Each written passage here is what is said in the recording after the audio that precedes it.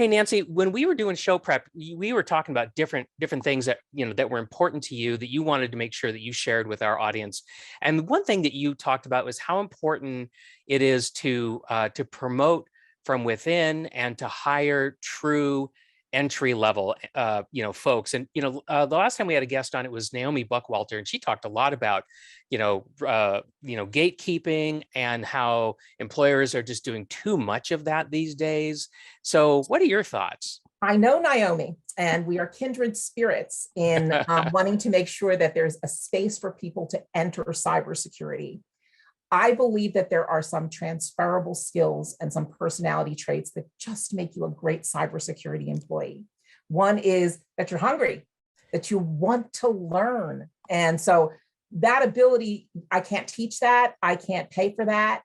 I don't necessarily look for this whole group of I've been doing this, that specifically with cybersecurity. I'll give you an example. I just hired a librarian, great skill set. And she wants to learn. And in that really brief period, she's only been with me a couple of months, she's already gotten a whole bunch of certifications and done some self-learning. I can't teach you that. So yes, I encourage people to hire entry level and make it truly entry level, not 5 years worth of experience, but be open to other backgrounds. And you will find that those people, one, are loyal because they're so happy to get into the field, that they are learners, that they want to learn. You can give them almost any task and they'll take it to the next level because they're trying to learn and they don't know where that boundary is. It's not, oh, that's not my job. They don't know what their job is. They're just trying to do the best they can. And to do that, you can promote from within. So whenever I lose somebody in my organization, and this was certainly radical when I first started, whenever I lose somebody in my organization, I demote the position to an entry-level position and then try to move somebody up to take on the role that the other person had had. Opens up a door for somebody new and opens up a door for somebody who's already been with you by expanding the scope of their role. So it's a win-win on both fronts.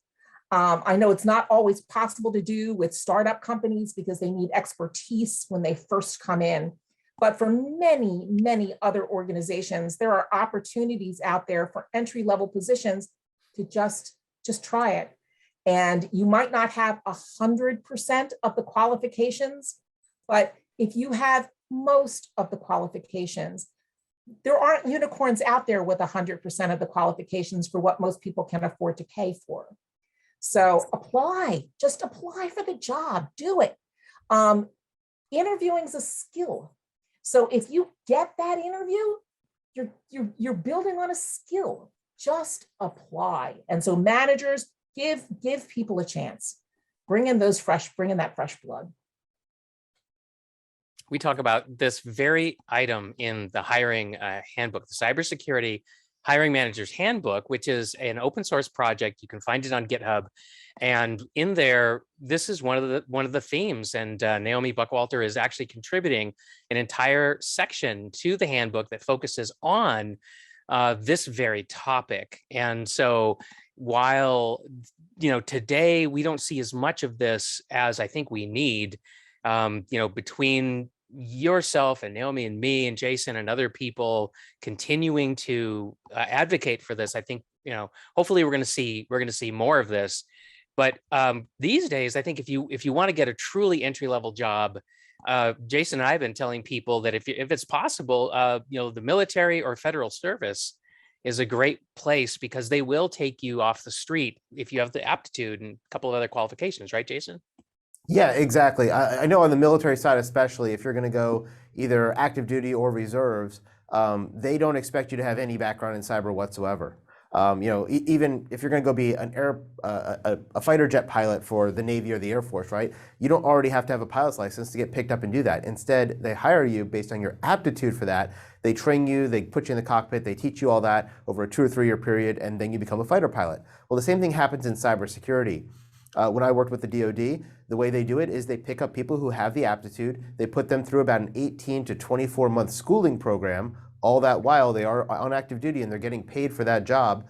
And when they come out of that, they have all their certifications. They know how to program in Python. They know how to do incident response. They know how to do penetration testing. And then they work for the government for 4 years as a payback as a military member, and then they could decide to stay in for 20 years and retire, or they can get out and go civilian or go into the commercial sector. And it's a great way to get experience if you're young enough and fit enough to pass the entrance exams and you have a good fit based on your skill set and your aptitude for that. Yeah, I mean, that's really what happened to me, right? Is I got in the military and I didn't stay for a, for a full retirement. I left after about 6 years, and then went into the private sector. What were you going to say, Nancy? I was going to say that I have heard our FBI recruiter in my region, Serena Coughlin, speak to this as well, that you don't have to have every one of the this tick off the box for the specific roles, that such a small percentage of the people going into the FBI are actually agents. But apply for those jobs. They have openings. They don't leave them open very long, so you have to be vigilant about looking, but they are willing to train you, and you can get exposure and really work on some interesting things by applying for those types of jobs. Yeah, and you can meet some really amazing people. The reason why I got the job that I did coming out of the military, I left and I went to work for Stanford Research. Now, the reason why I was able to make that leap is because while I was working on the F-22 Raptor as their director of wide area network security, is we were doing a whole bunch of network penetration testings and vulnerability assessments and the stuff that we normally did.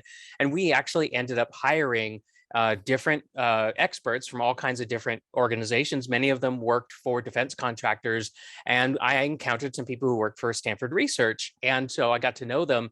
And so when the time came for me to depart, they were one of the people that I called up, and I said, "Hey, do you think, and do you think that that there'd be room for me on your team? I really enjoyed working with you folks." And so that's how I made the leap, and it was a wonderful experience. It was one of the best jobs I've ever had.